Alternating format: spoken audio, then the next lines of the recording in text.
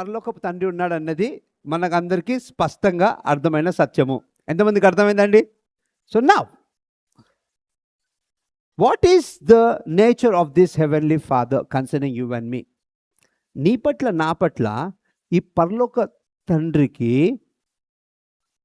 ఎటువంటి స్వభావము ఉన్నది? What is the nature? What is the nature of our father, heavenly father? 3 విషయాలు మనము ఈరోజు చూద్దాం. 3 విషయాలు. మత్తయి రాసిన సువార్త 5వ అధ్యాయము. మత్తయి రాసిన సువార్త 5వ అధ్యాయము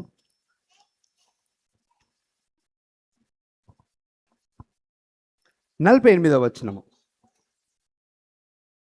మీ పరలోకపు తండ్రి పరిపూర్ణుడు గనుక మీరును పరిపూర్ణులుగా ఉండెదరు. వావ్! ఇక్కడ చూడండి, ప్రైజ్ ది లార్డ్, హల్లెలూయా. ఇప్పుడు చాలా జాగ్రత్తగా గమనించండి.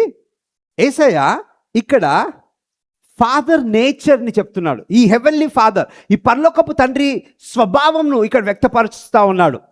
మొదటిది ఏంటిది? మీ పరలోకపు తండ్రి ఏమై ఉన్నాడట? పరిపూర్ణుడు. ఏమై ఉన్నాడంట అండి? పరిపూర్ణుడు.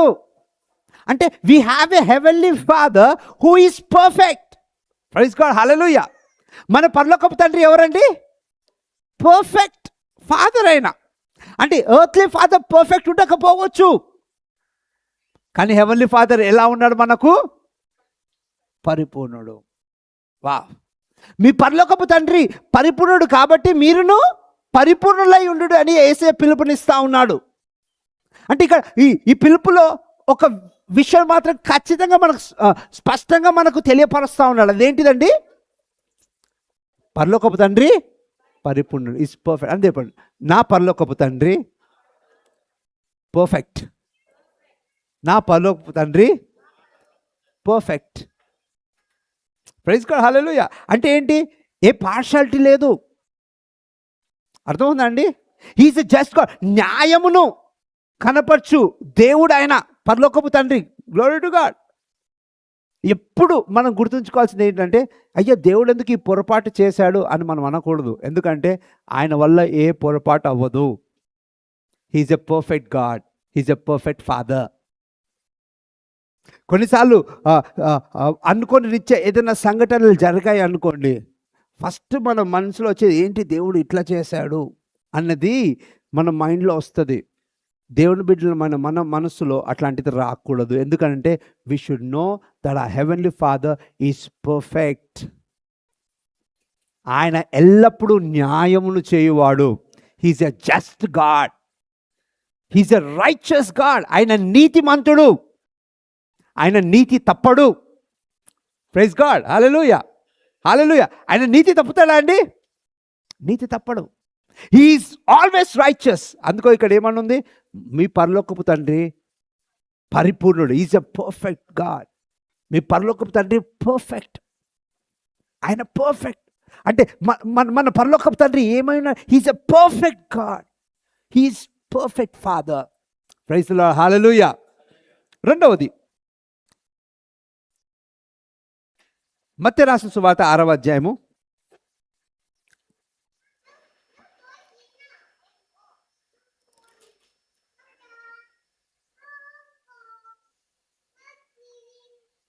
32వ వచనం చదువుదాం. ఇవన్నీ మీకు కావాలనని మీ పరలోకపు తండ్రికి తెలియను. చూడండి, ఇవన్నీ మీకు కావాలని మీ పరలోకపు తండ్రికి తెలియను. ఎవరంటున్నారు ఈ మాట? యేసయ్య చెప్తా ఉన్నా. అంటే మనందరికీ అవసరతలు, మనందరికీ అక్కర్లు ఉంటాయి కదండి, అవన్నీ మీకు కావాలని ఎవరు తెలుసు అంట? పరలోకం. అంటే ఇన్ అదర్ వర్డ్స్ ఏం చెప్తా ఉన్నాడంటే యేసయ్య, మీ పరలోకపు తండ్రి ఆల్ నోయింగ్. ఆయన సమస్తము తెలుసు ఆయనకు. మన జీవితానికి, ప్రతి ఒక్కరి జీవితానికి సంబంధించి అన్ని విషయాలు ఆయనకు తెలుసు. భూత వర్తమాన భవిష్యత్తు కాలంలో జరిగినవి, జరుగుతున్నవి, జరగబోయేవి ప్రతి ఒక్కరి గురించి సమస్తము ఆయనకు తెలుసు. ఆ heavenly father is all knowing. Wow wow wow. అంటే ఇప్పుడు చూడండి, చాలా జాగ్రత్తగా గమనించండి. He knows and he provides. ఇప్పుడు ఈ 6వ అధ్యాయంలో మనం చూస్తే 8వ వచనంలో 26వ వచనంలో మళ్ళీ 32వ వచనంలో 3 చోట్ల చెప్పబడుతుంది, మీ పరలోకపు తండ్రికి సమస్తము తెలియను అని. ఇదే 6వ అధ్యాయంలో 3 చోట్ల చెప్పబడింది. అంటే ఈ 3 చోట్ల ఏమని దేవుడు యేసయ్య వ్యక్తపరుస్తూ ఉన్నాడంటే, మీ పరలోకపు తండ్రి మీ గురించి సమస్తము తెలుసు, ఆయన మీకు సమస్తము తెలిసిన వాడు కనుక మీకు సమకూర్చి మిమ్మల్ని పోషించేవాడు ఆయన అని చెప్తా ఉన్నాడు. హల్లెలూయా, హల్లెలూయా, గ్లోరీ టు గాడ్. అంటే చూడండి, మన పరలోకపు తండ్రికి సమస్తము తెలుసు, ఆయన సమస్తము మన జీవితంలో చూసుకొనువాడు. He looks after everything because he is our father. ఇక్కడ ఫాదర్స్ ఉన్నారు కొంతమంది. You are the one who will take care of your children. అవునండి, స్కూల్ ఫీజు కావచ్చు, డ్రెస్సెస్ కావచ్చు, వాళ్ళ స్నాక్ కావచ్చు, అవునండి, వాళ్ళ ఇష్టమైన టాయ్స్ని వాళ్ళకి కొనివ్వడం కావచ్చు. ఏం చేస్తారండి? As a father you contribute, you know and you do it. అంటే ఇక పరలోకపు తండ్రికి మన గురించి సమస్తము తెలుసు, ఆయన మన కొరకు సమస్తము ఎరిగిన వాడు కనుక మనకు కావలసిన ప్రతి ఒక్కటి ఆయన సమకూర్చువాడు, పోషించువాడు. ప్రైజ్ గాడ్, హల్లెలూయా, హల్లెలూయా. అన్నిటి గురించి మనం చింతించిన అవసరంలా, we have a heavenly father who will take care of us. మనకి ఎవరున్నారండి? పరలోకపు తండ్రి ఉన్నాడు, ఆయన మనల్ని చూసుకుంటాడు. Wow, glory to God. చివరిది ఈ రోజుకి, అంటే ఇంకా చాలా స్వభావాలు మనం బైబిల్ నుండి మనం చూడొచ్చు, కానీ ఈ రోజుకి చివరిది లూకా రాసిన సువార్త 15వ అధ్యాయము. లూకా సువార్త 15వ అధ్యాయము.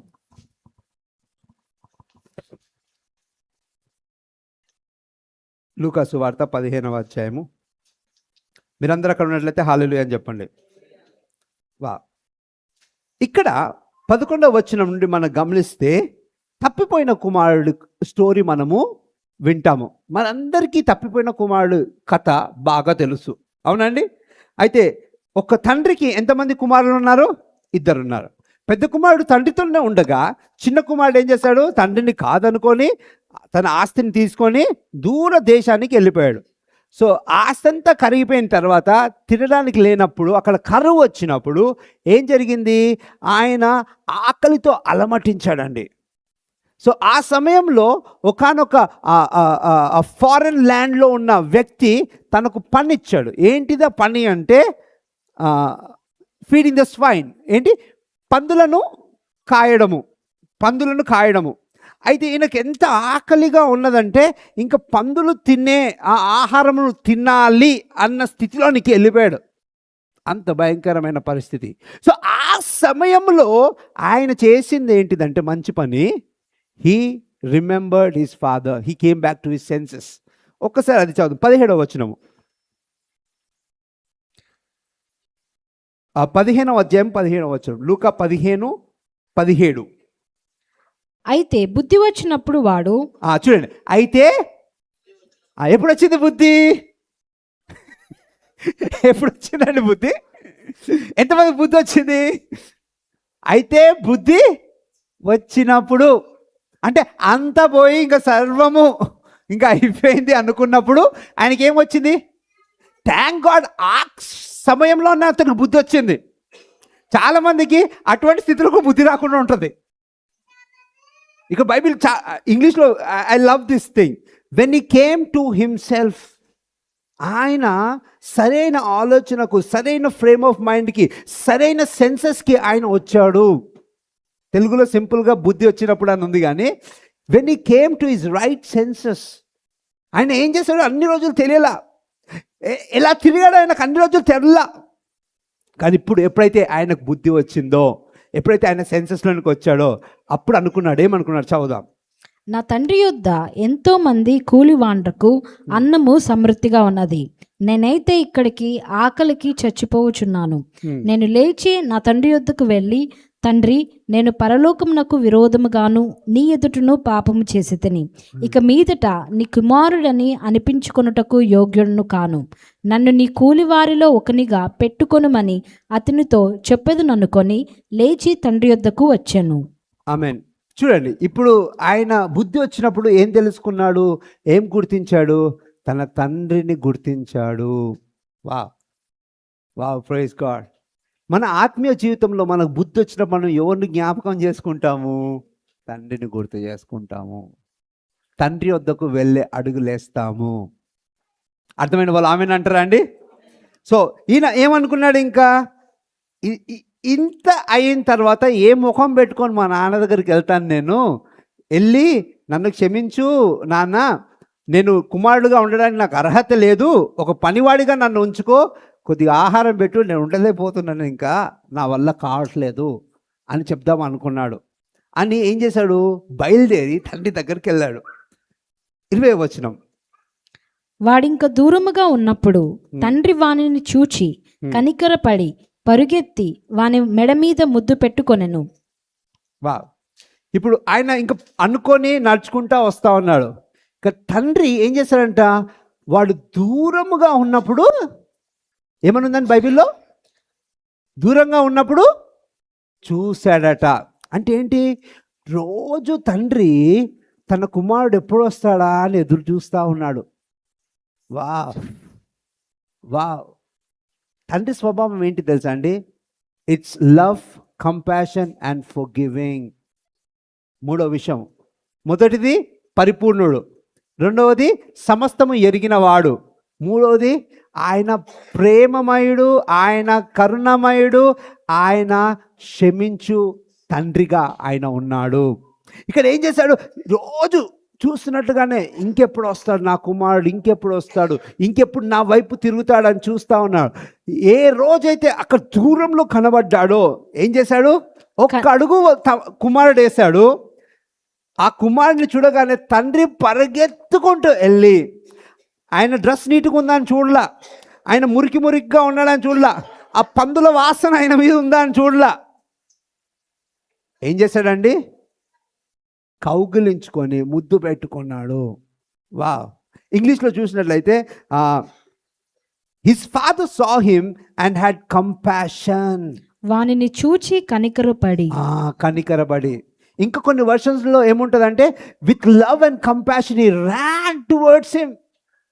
ప్రేమతో కనికరంతో ఆయన యొద్ద, కుమారుని యొద్దకు పరిగెత్తుకొని వెళ్ళాడట. ఎవరు? తండ్రి. This is the nature of our heavenly father. మన పరలోకపు తండ్రి స్వభావం ఏంటండి? ఇది. Wow, he is not an angry father. కొన్నిసార్లు మనం పిల్లల మీద చాలా కోపం వ్యక్తం చేస్తూ ఉంటాము. He is not an angry God, he's a loving God, loving father. Hallelujah. ఆయన ఎంత ప్రేమ కలిగిన వాడు అంటే పరిగెత్తుకొని వెళ్ళాడంట అండి. ఇప్పుడు నెక్స్ట్ చదువుదాం, ఇంట్రెస్టింగ్ ఉంటుంది. 21 and 22. అప్పుడు ఆ కుమారుడు అతనితో, తండ్రి, నేను పరలోకమునకు విరోధముగాను నీ ఎదుటను పాపము చేసితిని. ఇక మీదట నీ కుమారుడని అనిపించుకున్నటకు యోగ్యుడను కాననెను. ఇప్పుడు చాలా హంబుల్గా అయిపోయి కుమారుడు, తండ్రి, డాడీ, ఐఎమ్ రియల్లీ సారీ, నేను చాలా తప్పు చేశాను, అసలు నీ కొడుకు అనిపించుకోవడానికి నాకు అర్హత లేదు, నన్ను ఒక పనివాడిగా చేసుకో అంటే తండ్రి ఆ మాటలేం పట్టించుకోవడానికి, మాటలు కొట్టేసి ఏం చేస్తున్నాడు చూద్దాం. 22వ వచనము. అయితే తండ్రి తన దాసులను చూచి ప్రశస్త వస్త్రము త్వరగా తెచ్చి వీనికి కట్టి వీని చేతికి ఉంగరము పెట్టి పాదములకు చెప్పులు తొలగించుడి, క్రొవ్విన పశువును తెచ్చి వధించుడి, మనము తిని సంతోషపడుదుము. ఆమేన్, ప్రైజ్ గాడ్. అంటే చూడండి ఏం చేస్తున్నాడు? కుమారుడు రాగానే, కుమారుడు నాకు అర్హత లేదంటున్నా తండ్రి ఏం చేశాడు? ఆయన కుమారుడుగా ఆయనను సెలబ్రేట్ చేస్తూ ఉన్నాడు. ఆయన కుమారుడు వచ్చినందుకు వేడుక చేస్తూ ఉన్నాడు. వెంటనే పిలిచి, పనివారిని పిలిచి ప్రశస్తమైన వస్త్రం తీసుకొని రమ్మన్నాడు, ఫింగర్ రింగ్ తీసుకొని రమ్మన్నాడు, తర్వాత షూస్, శాండిల్స్ తీసుకొని రమ్మన్నాడు. ప్రైజ్ గాడ్, హల్లెలూయా. తర్వాత ఒక ఫ్యాటెడ్ కాఫ్ను, కొవ్విన పశువును వధించి మంచి బిర్యానీ చేయండి అని చెప్తా ఉన్నాడు. మనము ఎందుకంటే నా కుమారుడు చనిపోయి మరలా తిరిగి లేచెను. వా, చూడండి ఈ రోజున I want every one of us to understand that we have a heavenly father who is a perfect God, who is all knowing and still a loving father, a compassionate father and a forgiving father. అర్థమవుతుందా అండి? మన పరలోకపు తండ్రి ఎవరు? పరిపూర్ణుడు. మన పరలోకపు తండ్రి మన గురించి సమస్తము ఎరిగి మనల్ని పోషించువాడు. ఆయన ప్రేమించు తండ్రిగా, కనికరమును కలిగిన తండ్రిగా, మనల్ని క్షమించు తండ్రిగా ఆయన ఉన్నాడు. అర్థమైతే గట్టిగా హల్లెలూయా అని చెప్పండి. గట్టిగా హల్లెలూయా అని చెప్తారా అండి? On this Father's Day, know this, you have a heavenly father. Praise God, hallelujah. He's not like the earthly father. ఈ భూలోకపు శారీరక బయోలాజికల్ ఫాదర్గా కాదండి ఆయన పరలోకపు తండ్రి. He's the God of the universe. ఈ లోకాన్ని సృష్టించిన దేవుడు నిన్ను కుమారునిగా, కుమార్తెగా కోరుకుంటున్నాడు. ప్రైజ్ గాడ్, హల్లెలూయా. మీ చేత పరలోకపు తండ్రిగా పిలువబడాలి అని ఎదురు చూస్తూ ఉన్నాడు. Glory to God. సో ఈక్వేషన్లో మనం చూస్తే, టైం లైన్లో చూస్తే, ఆది నుండి ఇప్పటి వరకు కూడా దేవుని తాపత్రయం ఏంటిదంటే మనము ఆయనను తండ్రి అని పిలుస్తూ ఆయనను సేవించాలనేది ఆయన తాపత్రయము. ఈ రోజున మనం ఈ తప్పిపోయిన కుమారుని వలె దేవునికి దూరముగా తొలగిపోయామేమో. మనకు ఒక పరలోకపు తండ్రి ఉన్నాడు. ఆయన ప్రేమగల తండ్రి, ఆయన కరుణ గల తండ్రి, ఆయన మన యొద్దకు పరిగెత్తుకొని వచ్చే తండ్రి. ప్రైజ్ ది లార్డ్, హల్లెలూయా, హల్లెలూయా. తర్వాత చూసినట్లయితే ఆయన తన కుమారుడు సగమాస్తి పోగొట్టినా క్షమించి వెంటనే హత్తుకున్న తండ్రి. యూజువల్గా ఈ మెటీరియలిస్టిక్ వరల్డ్లో సగం ఆస్తి పోయింది అనుకోండి, ఎలా ఉంటుందండి? సగం ఆస్తి. కొన్నిసార్లు మన ఫోన్కి పిల్లలు పడేస్తే దాని వాల్యూ తెలుసా మీకు అని అంటే పడేయొద్దు పిల్లలు, అంటే ఐఎమ్ నాట్ గివింగ్ ఛాన్స్, అంటే వి క్యాల్కులేట్ ఇట్ మెటీరియలిస్టిక్లీ. కానీ ఆ తండ్రి ఏది పట్టించుకోవాలా. He's so loving, he's so compassionate and is so forgiving. Wow, praise God, praise God. ఈ రోజున మీరు ఈ పరమదేవుణ్ణి మీ తండ్రిగా కలిగి నడుచుకోగలరా అనేది ప్రశ్న. మనందరికీ తెలుసు, మనందరం దేవుని ఎరిగిన వాళ్ళమే, మనందరం రక్షింపబడిన వారమే. But do you consider your God, your heavenly God as your heavenly father is the question. Yesayya చెప్పి ఉన్నాడండి, పరలోకమందున్న మా తండ్రి. ప్రైజ్ గాడ్, హల్లెలూయా, హల్లెలూయా. యేసయ్య గెత్సెమనే తోటలో కూడా ప్రార్థన చేస్తూ ఏమని చేస్తాడు? తండ్రి నీ చిత్తమైతే. ఎంతమంది గుర్తుందండి? అంటే చూడండి, అంటే యేసయ్య ఈజ్ అ రోల్ మోడల్. యేసయ్య మనకు ఒక రోల్ మోడల్ కూడా. అంటే మనం ఎలా నడుచుకోవాలి, ఈ లోకంలో ఎలా ప్రార్థన చేయాలి, ఏ విధంగా మనము వ్యవహరించాలి, సమస్తమును తెలియపరిచిన దేవుడు యేసయ్య మనకు. Glory to God. సో యేసయ్యని పోలి మనం నడుచుకోవాలి. యేసయ్యనే తండ్రి అయిన దేవుణ్ణి తండ్రి అని సంబోధించి ఒక రిలేషన్షిప్ని రోజు రోజు ఎన్హాన్స్ చేసుకున్నట్లయితే మీరు నేను ఎంత ఎన్హాన్స్ చేసుకోవాలి.